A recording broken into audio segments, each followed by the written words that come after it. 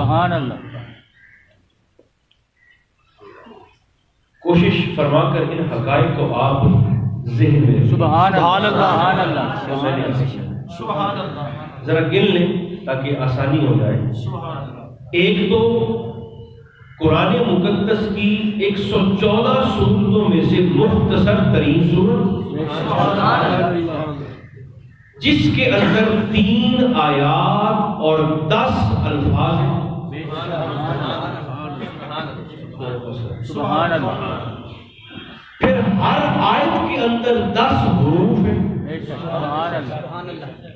پھر ہر آیت کا اختتام حرف رے پہ ہے. اور پورے قرآن میں جن سورتوں کا اختتام حرف رے پہ ہے ان کی تعداد بھی 10 ہے. حرف الف ایسا حرف ہے جس کا استعمال اللہ نے اس سورت میں 10 مرتبہ فرمایا. سبحان اللہ. اور وہ حروف جن کا استعمال تکرار کے ساتھ نہیں ہوا صرف ایک بار ہوا ان کی تعداد بھی 10 ہے. اور چونکہ اس سورت میں اللہ نے اپنے نبی کو قربانی کا حکم دیا تو قربانی کے لیے جس دن کا انتخاب کیا گیا وہ بھی تاریخ ہے. سبحان اللہ. سبحان اللہ.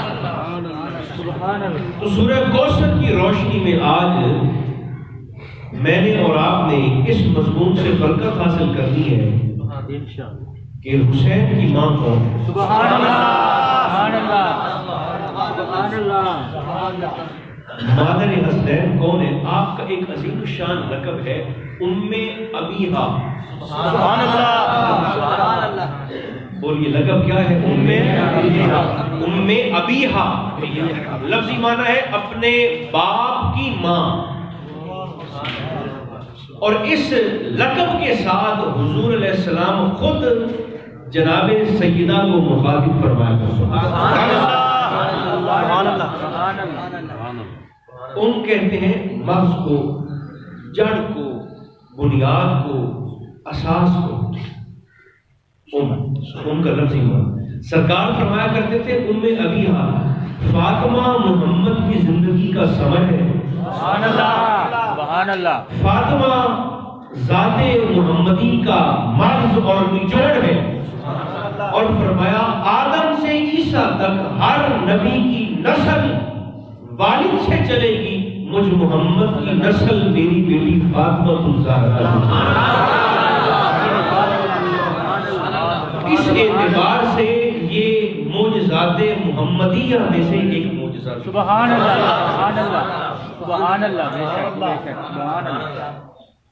سرکار دو عالم علیہ السلام اپنے شہزادے جناب عبداللہ کی تدفین کر کے مغموم دل کے ساتھ جب واپس تشریف لا رہے ہیں مکہ مکرمہ میں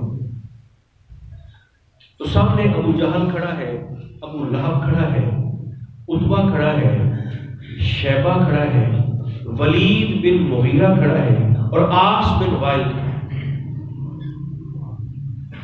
یہ 6-7 لوگ سامنے کھڑے. شام کا وقت ہو گیا، اندھیرا تھا تو آقا ایسے پاس سے گزرنے لگے.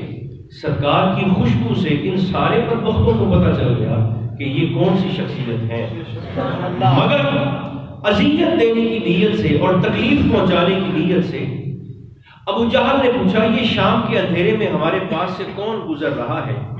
تو عاص بن وائل نے بدبختی کرتے ہوئے کہا یہ کوئی ابتر جا رہا ہے.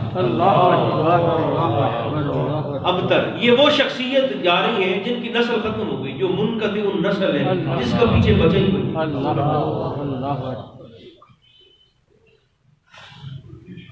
ایک تو قلب رسول پر پہلے غم کے آثار تھے اور جب ان خبیثوں کی اس بات کو سنا تو سرکار کا دل اور بوجھل ہوا.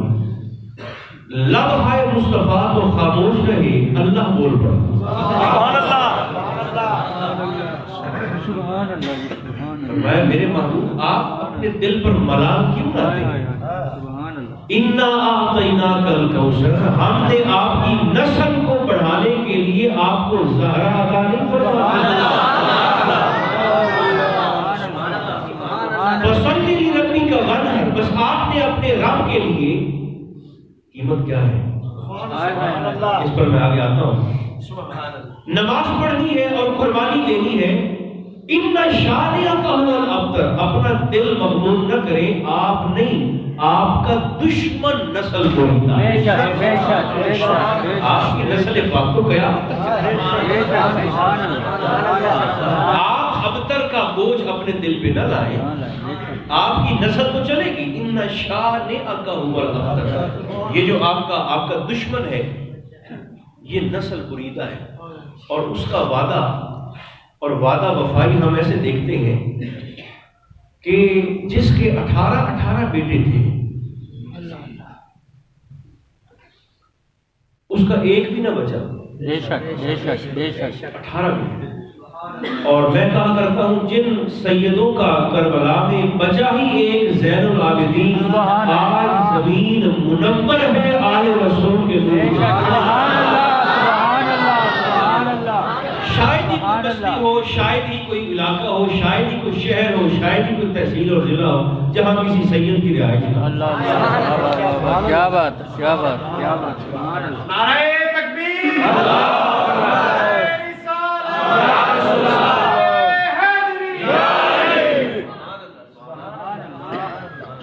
سبحان اللہ. دو شخصیات ایسی ہیں جن کا اسلام پر احسان ہے. بے شک، سبحان اللہ، سبحان اللہ، سبحان اللہ. کیا بات ہے. اسلام کا ہم پہ احسان ہے، بے شک، دین کا بے شک. ہم پہ احسان. یہ احسان تھوڑا ہے کہ آج بڑے بڑے MBBS اور PhD ہاتھ میں گائے کا پیشاب پکڑ کے پی رہے ہیں، اللہ اللہ، گوبر کھا رہے ہیں، اور غلاظت بری اور تعفن بری زندگی گزار رہے ہیں، اور پیشاب کو متبرک سمجھتے ہیں، اپنی عبادت گاہوں میں چھڑکتے ہیں. اور ہمارا ان پڑھ سے ان پڑھ ہو، جو انگوٹھا چھاپ ہے، جسے انگوٹھا بھی کوئی اور دوسرا بندہ پکڑ کے لگاتا ہے فارم پہ کہ بابا جی یہاں نہیں، یہاں لگانا ہے، تو آپ اس کے سامنے ذرا گائے کا پیشاب ایسے کریں گا تو 3 دفعہ وہ تو الٹی کرے گا. وہ جس وجہ سے الٹی کرے گا وہ وجہ وہ نفاست ہے جو ہمیں ہمارے محمد نے اسے ایمان، جسے طبیعت کی نزاکت ہے. یہ احسان کا کام ہے. ہم پہ احسان ہے اسلام کا. کلمہ نہ پڑھتے تو جہنم کا ایندھن ہوتے. ہم پہ احسان اسلام کا ہے. مگر وہ دو شخصیات ایسی ہیں جن کا اسلام پر احسان ہے. سبحان اللہ. قسمت ان کا ذکر بڑا کم ہوتا ہے، حالانکہ بھرپور ہونا چاہیے، مگر ان کا ذکر خال ہوتا ہے. وہ دو شخصیات کون ہیں؟ ایک جناب ابو طالب ہیں اور دوسری شخصیت جناب خدیجہ کبریٰ. ایک کی گود نے دین کو پالا ہے، دوسری کے مال نے دین کو پالا. جناب ابو طالب کی گود میں جناب رسالت مآب کی تربیت ہوئی، پرورش ہوئی.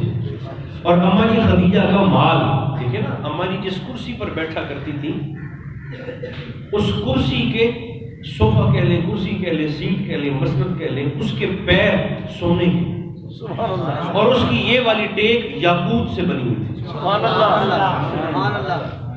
اس قدر نفیس شخصیت ہے. پیر سونے کے اور ٹیک یاقوت کی، اور 500 آپ کی کنیزیں اور غلام تھے. سبحان اللہ. تو جب نکاح ہو گیا تو اماں جی نے اعلان فرما دیا بھی سارے یہاں پر قطار بنا لو، صرف ایک جھلک دکھا رہا ہوں. سبحان اللہ. غلاموں سے فرمایا، کنیزوں سے فرمایا یہاں قطار بنا لو. اماں جی کریں کیا؟ فرمایا میرے دلہا کے آنے کا انتظار کرو. نکاح کے بعد جب سرکار دو عالم علیہ السلام اندر تشریف لائے تو اماں جی بڑے اعزاز کے ساتھ جس مسند پر بیٹھی تھی، آپ اپنے دلہا کے استقبال اور عزت افزائی کے لیے اٹھ کر کھڑی ہوئی. سبحان اللہ، سبحان اللہ، سبحان اللہ. اللہ کو اماں جی کی یہ ادا اتنی پسند آئی، فرمایا خدیجہ آپ میرے محبوب کے استقبال